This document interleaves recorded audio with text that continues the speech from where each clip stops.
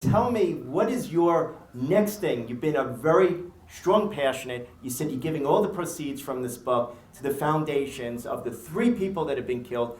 What is your next step? What would you like to do next in the future? So, first of all, I want you all to buy the book. Most people have the book in the audience and you'd be signing it at the end. No, but honestly, I want you to think about the book and the history in our country on the issues that we've had to deal with. I spent a lot of time trying to get you to think about what do we do going forward. We're a great nation, we really are.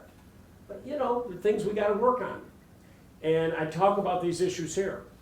What I'm trying to do is going forward, and listen, I put the biggest investment as governor in education in the history of Virginia, $1 billion into K-12. I restored more felon rates, as I said earlier. I did more, you know, I leaned in. I mean, as you probably all can tell, I like to lean in. I'm not one of these politicians who does this. I don't. I believe in what I believe in, and I say it if you don't like it. You know, in 2009, I ran for governor of Virginia. I ran on a big platform, big ideas, high-speed rail, and renewable energy, and I said, if you don't like my big ideas, don't vote for me. And they didn't. I got crushed. But you know, I came back and ran again and won it in 2013. So I'm back helping in Virginia. We have our House and Senate up this year, which will be a big deal for Virginia and the country. For the first time in 26 years, we could have the trifecta in Virginia.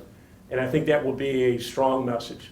I'm traveling all over the country. I went to 26 states last year to help governors in state legislative seats.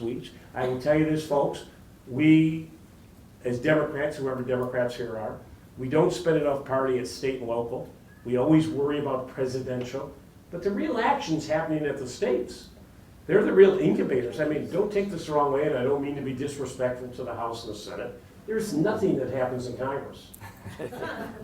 It isn't when you think about it. But all, right, you agree with me? I mean, it's all at the states.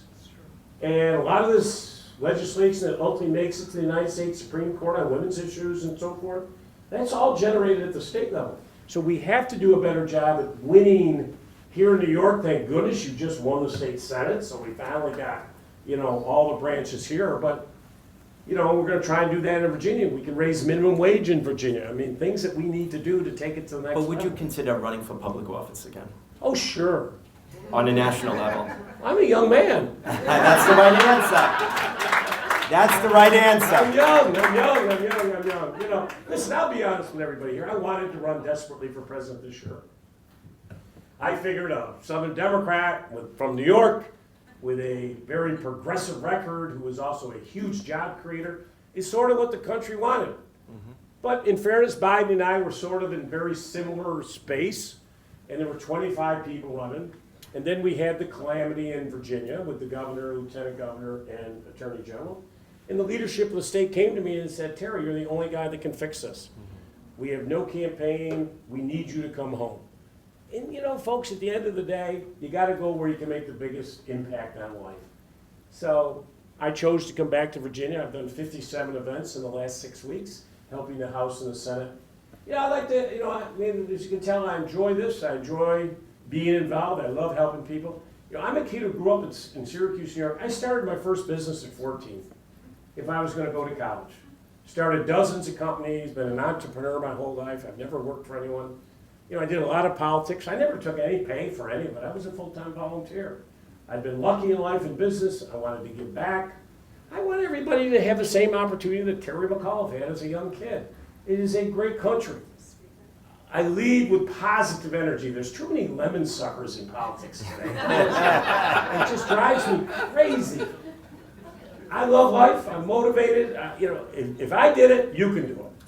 And that's sort of my point, and that's what I want to, take to the next level.